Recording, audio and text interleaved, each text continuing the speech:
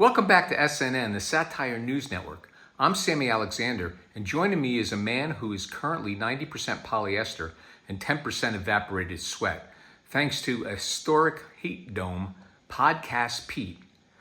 Evaporated, Sammy? I'm practically sublimating. It's 115 degrees in Las Vegas. I'm not a dummy. I'm a fire hazard.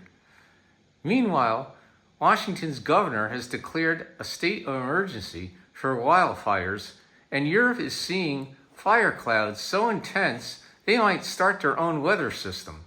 If I get any hotter, my stuffing is going to turn into a marshmallow roast.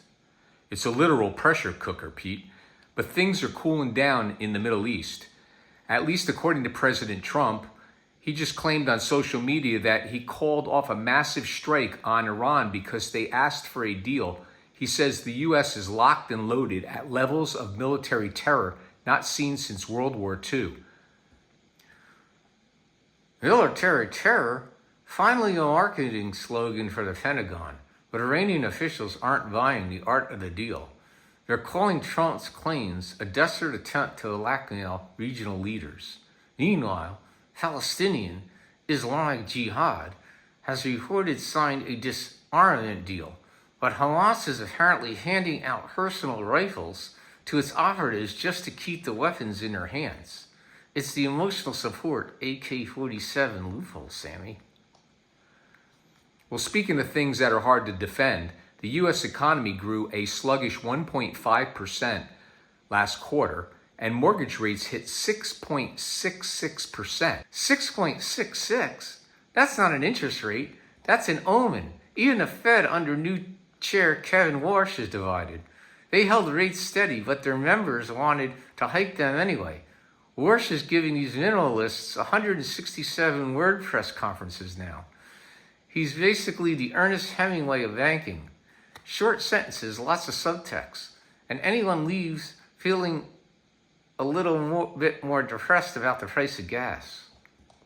Well, President Trump isn't letting the numbers get him down. He's asking the Supreme Court to throw out that $83 million E. Jean Carroll verdict, arguing that he has total immunity for comments made while in office. It's the presidential get-out-of-debt-free card. Though Capital One didn't get the memo, they just closed the Trump Organization's accounts after an anti-money laundering review. I guess they don't accept executive hustle as a valid source of income. Any health updates for our listeners before we go? Yes, Dr. Fauci just spent a congressional hearing pleading the fifth over COVID origins. And if you're planning a late night run to Taco Bell, maybe skip the salad.